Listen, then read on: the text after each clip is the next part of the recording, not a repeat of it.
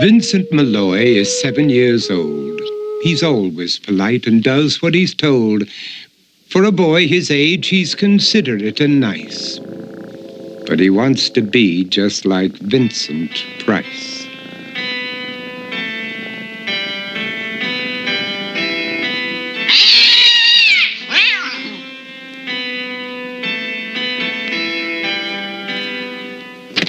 He doesn't mind living with his sister, dog, and cats, though he'd rather share a home with spiders and bats.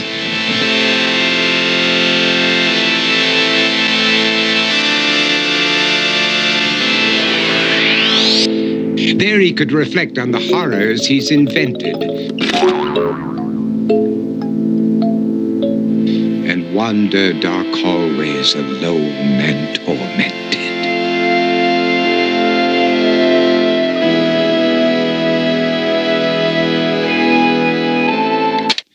Vincent is nice when his aunt comes to see him, but imagines dipping her in wax for his wax museum.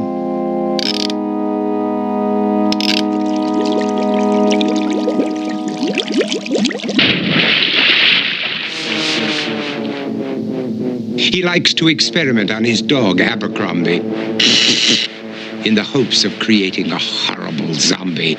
So he and his horrible zombie dog could go searching for victims in the London fog.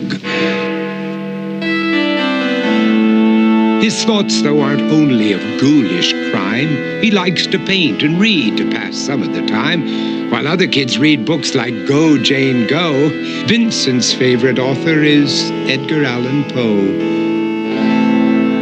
One night, while reading a gruesome tale, he read a passage that made him turn pale. Such horrible news he could not survive, for his beautiful wife had been buried alive.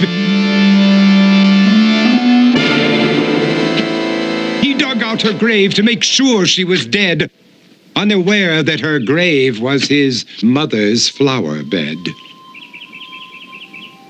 His mother sent Vincent off to his room.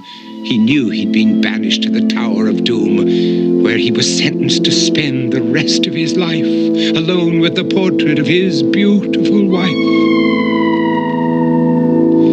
While alone and insane, encased in his tomb, Vincent's mother burst suddenly into the room. She said, "If you want to, you can go out and play. It's sunny outside and a beautiful day."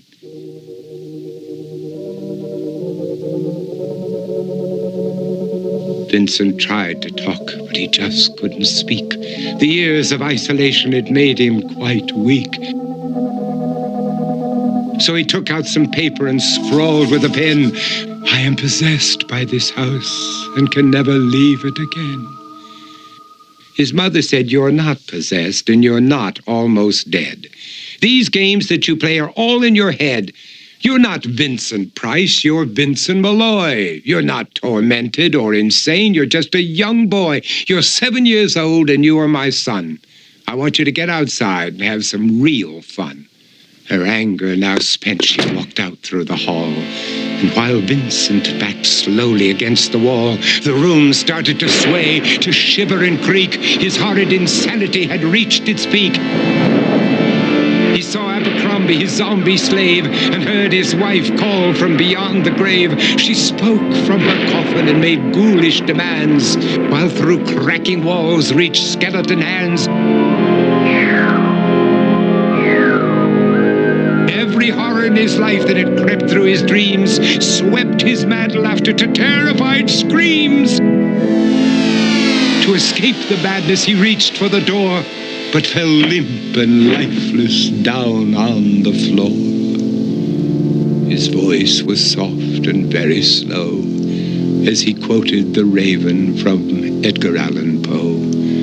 "And my soul from out that shadow that lies floating on the floor shall be lifted nevermore."